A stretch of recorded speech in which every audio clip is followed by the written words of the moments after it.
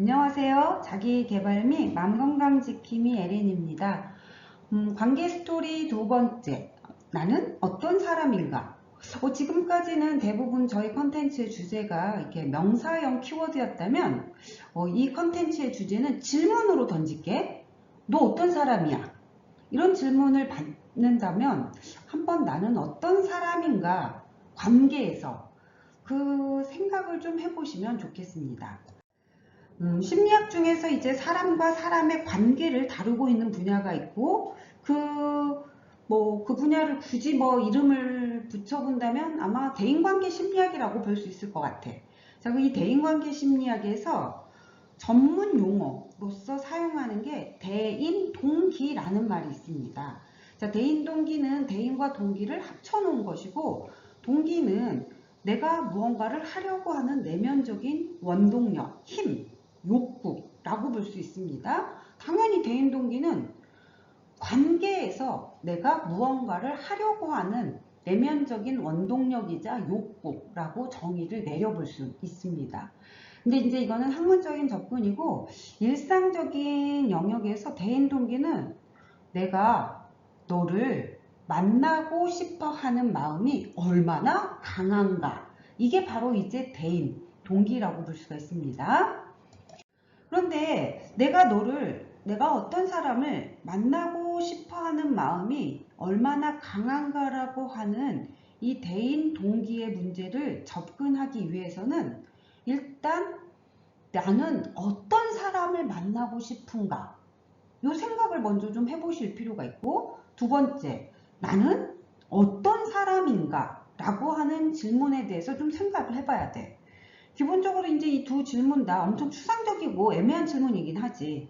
그런데 이 두 질문에 대해서 내가 생각하고 있는 저의 답을 여러분들에게 좀 가이드를 한번 제안을 해보려고 합니다. 첫 번째, 나는 어떤 사람을 만나고 싶은가 할 때 두 가지가 있을 수 있을 것 같습니다. 하나는 잘 해주는 사람을 만나고 싶어, 나는. 또 하나는 좋은 사람을 만나고 싶어.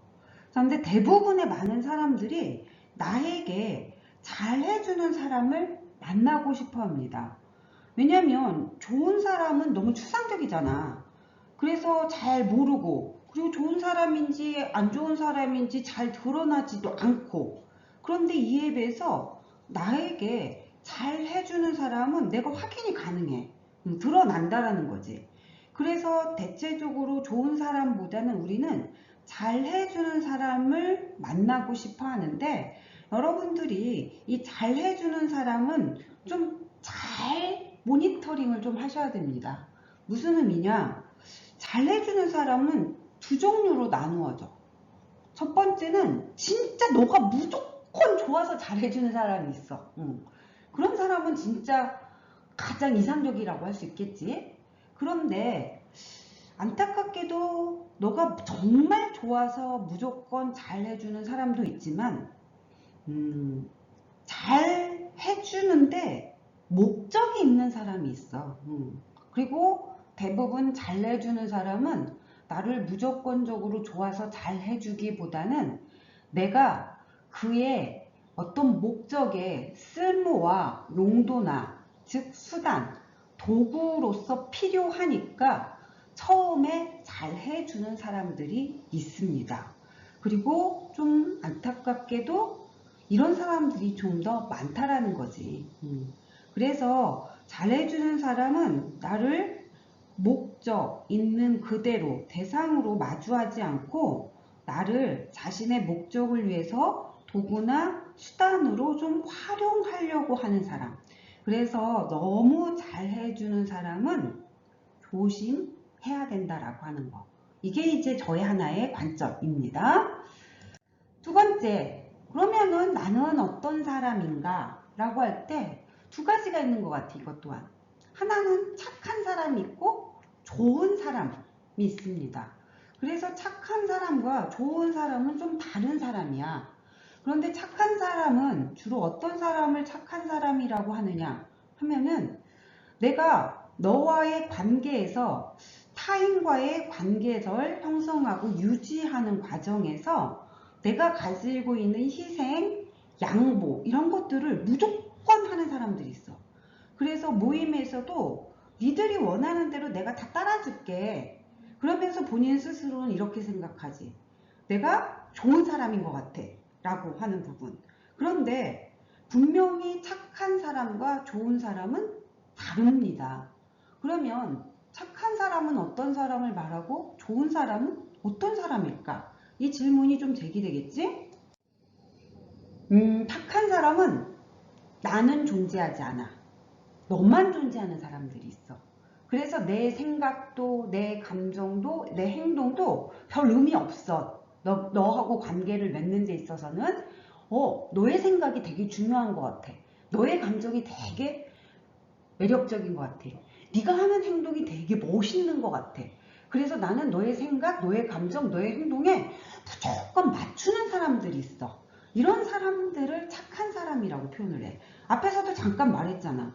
모임이나 친구나 이런 관계를 맺을 때 너희들이 원하는 말을 내가 무조건 그냥 따를게. 그리고 조용히 있을게. 그런데 이런 사람은 안타깝게도 좋은 사람은 아니야. 착한 사람인 거지, 착한 사람.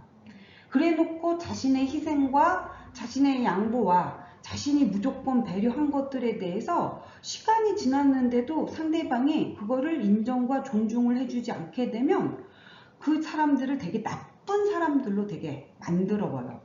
그래서 나는 문제가 없고 그들의 문제야. 이런 식으로 접근을 하게 되지. 그런데 좋은 사람은 좀 달라. 좋은 사람은 나라고 하는 존재가 반드시 있어. 그래서 내 생각도 있고 내 감정도 있고 내 행동도 있어. 그런데 당연히 너의 생각과 너의 감정과 너의 행동도 당연히 있는 거지. 그래서 나의 생각과 너의 생각이 같으면 좀 더 편안하게 가게 되겠지만 이게 만약에 다르다라고 하면 상대방의 감정을 좀 불편하지 않게끔 하면서 생각을 다른 것을 불편하지 않게 하면서 이 조율하는 과정을 하는 사람들이 있어. 이런 사람들이 좋은 사람이야. 그리고 좋은 사람이 되어야 되는 거지, 우리는. 착한 사람보다. 그러면 우리는 좋은 사람을 만나고 내가 좋은 사람이 되어야 되거든? 그런데 나한테 잘해주는 사람에게 매력을 느끼고 내 스스로가 자꾸 착한 사람이 되려고 하는 이유는 무엇일까 했을 때 물론 많은 요인들이 있겠지. 그런데 이제 그 중에서 가장 강력한 심리적 속성은 바로 애착이라고 볼 수가 있어. 애착이라고 하는 것은 어느 날 갑자기 가지게 된 심리적 속성은 아니고 나의 어린 시절에 나를 주로 양육을 했던 사람과의 어떤 정서적인 유대감이라고 볼 수가 있습니다. 근데 이 정서적인 어린 시절의 유대감이 잘 형성이 되어 있으면 성인이 되어서도 궁극적으로 다른 사람들과의 관계를 잘 형성하기도 하고 관계를 생산적인 방법으로 유지도 하는데 안타깝게도 이 애착이 불안정하게 형성되어 있거나 아니면 좀 저항 애착이라든지 회피하려고 하는 애착이라든지 이런 것들로 형성이 되어 있으면 애석하게도 성인이 되었을 때도 정서적인 측면 성인의 대인 관계에 영향을 미치게끔 되어 있습니다. 특히 이제 나의 어린 시절에 내가 어떤 행동을 했는데 나를 양육하고 있는 양육자가 당연히 좀 반응이 있어야 되거든? 근데 그 반응을 보이지 않으면 아이는 일단 저항이라고 하는 걸 하기도 하고 절망의 상태에 들어가기도 하고 아니면 이탈을 하기도 하고 이러한 행동 패턴을 자리를 잡게 돼서 이게 결국에 인간관계에 어른이 되어서도 영향을 미치게 됩니다. 그래서 순수하게 나한테 잘해주는 사람을 다가오게 되면 저 사람 나한테 뭔가 목적이 있을 거야. 그래서 믿지를 못하게 되니까 자꾸 밀어내는, 저항하는 이런 패턴을 보인다든지 아니면은 내가 관계를 형성했는데 저 사람이 언제 떠나갈지 몰라. 불안한 거야. 두려운 거야. 그러니까 절망된 상태에서 무조건 그 상대방한테 자꾸 맞추려고 하는 문제. 아니면은 처음부터 나는 아예 나쁜 남자야. 나쁜 여자야. 그래서 우리가 살고 있는 이러한 관계의 범위에서 이탈되어 있는 관계의 패턴들, 이런 것들을 보여주는 경우도 있습니다. 그래서 애착이 결국에는 관계에 지속적으로 영향을 미친다라고 하는 부분입니다. 그럼 애착은 구체적으로 뭘 말할까 했을 때는 내가 이 사람과 있으면 안전한가? 이게 애착이야. 그리고 이 사람을 내가 믿을 만한 사람인가? 내가 필요할 때 나의 늘 옆에 있어주는가? 이런 것들을 우리가 애착이라고 볼 수 있습니다. 자, 그리고 내가 지금 너하고 같이 있지 않아도 분명히 너랑 나랑은 연결되어 있어. 그래서 같이 있을 때도 연결되어 있고 같이 있지 않아도 무언가 연결되어 있다라고 하는 느낌. 이거를 애착이라고 볼 수가 있습니다. 그래서 저는 애착을 안전성과 신뢰감과 연결감으로 정의를 내리는데, 이 애착에서 중요한 것은 앞에서 잠깐 말했던 것처럼 나의 어린 시절의 양육자로부터 얼마만큼 정서적으로 만족되었는가 입니다. 그런데 이제 이미 나는 이제 성장했어. 어른이 됐어. 그리고 생각해보니까 나의 어린 시절에 나의 양육자가 나를 정서적으로 안전하고 신뢰감 있고 연결감 있게 만족시키지는 못했던 것 같아. 그래서 지금 나의 어른이 되어 있는 이 상태가 뭔가 관계적인 측면에서 좀 불안정하다면 좋은 사람을 만나는 것도 하나의 방법입니다. 그런데 지금 나는 이제 어른이 되었고 나의 어린 시절에 과거의 어린 나가 분명히 있고, 그러면 지금 어른인 내가 과거의 어린 나에게 야, 이제 내가 지켜줄게. 나 어른이고 너는 아이지만 내가 어른인 네 옆에 있어줄 거야. 그러니까 이제 안전해. 너 걱정하지 마. 늘 내가 옆에 있을게. 라고 하는 자기 메시지를 자기한테 좀 전해주는 게 좀 필요합니다. 특히 무엇인가 관계에서 불안정하다 하게 되면 내 손으로 나의 심장을 따독따독 하면서 괜찮아. 내가 지켜줄게. 내가 늘 옆에 있을게.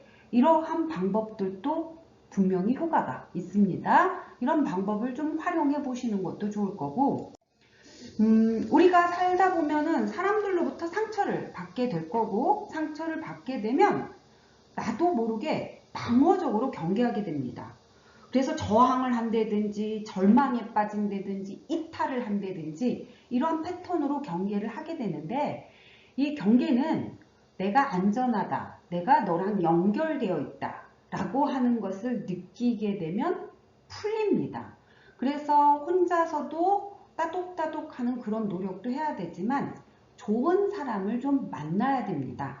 안전감과 연결됨을 느껴지게끔 할 수 있는 좋은 사람을 만나야 하고, 그러기 위해서는 내가 먼저 좋은 사람이 되어야 된다라고 하는 사실 기억하셨으면 좋겠습니다.